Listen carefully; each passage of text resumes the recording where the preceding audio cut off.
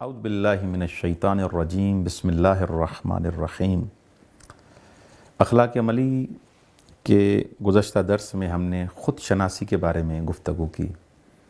آج کا درس ہمارا اس چیز کے بارے میں ہے کہ انسان اپنے آپ کو کیوں نہیں پہچانتا، کون سا معنی اور سبب ہے، کس ریزن کی بنیاد پر کہ خود شناسی کی اتنی اہمیت روایات میں بیان کی گئی، قرآن میں بیان کی گئی ہے، پھر بھی یہ اپنے آپ کو کیوں نہیں پہچانتا؟ موانع کون سے ہیں، وہ اسباب کون سے ہیں جو حقیقت میں معنی بن رہے ہیں اس کو خود شناسی کے لیے؟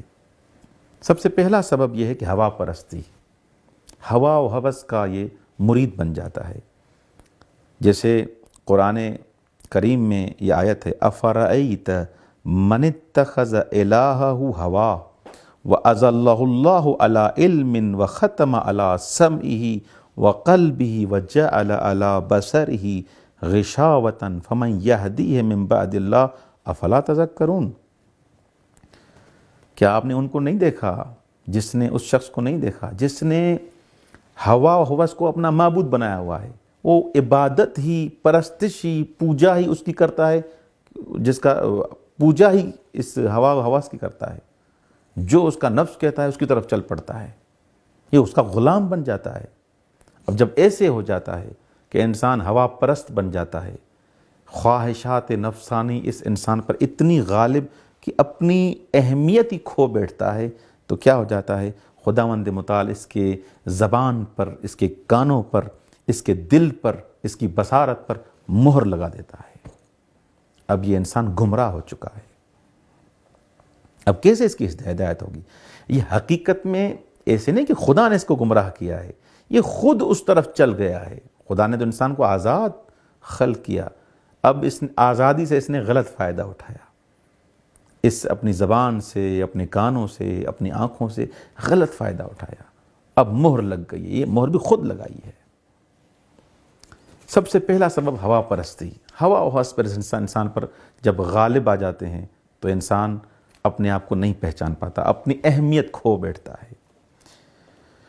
ایاکم والہوا فإن الہوا یسم ویؤمی، ہوائے نفس سے، خواہشات نفسانی سے پرہیز کریں، دور رہیں، یہ انسان کو اندھا، بہرا، گونگا بنا دیتی ہیں۔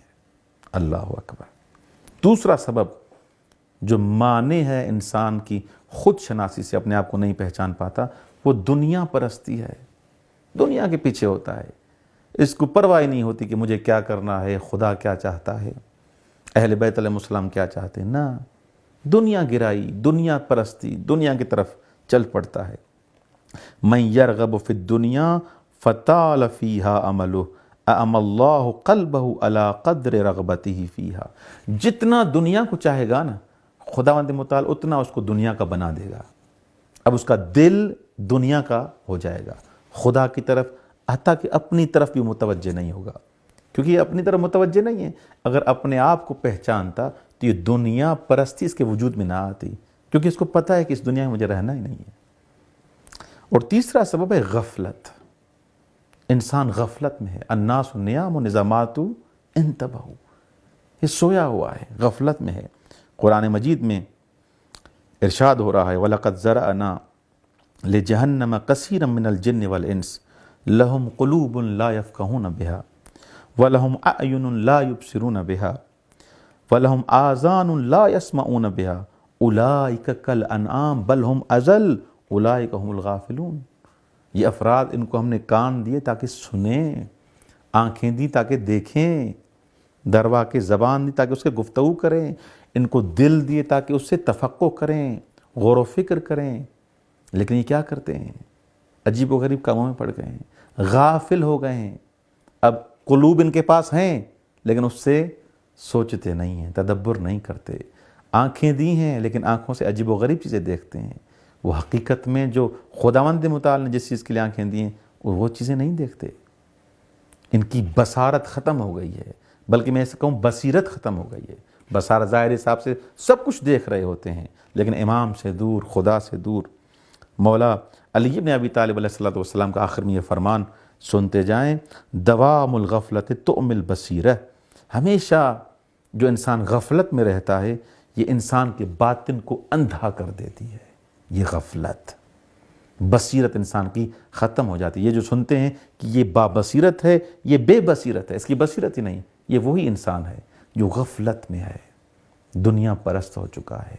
خداوند متعال سے دعا ہے کہ ہمیں اس غفلت سے، ہوا پرستی سے، دنیا پرستی سے ہمیں نجات دے۔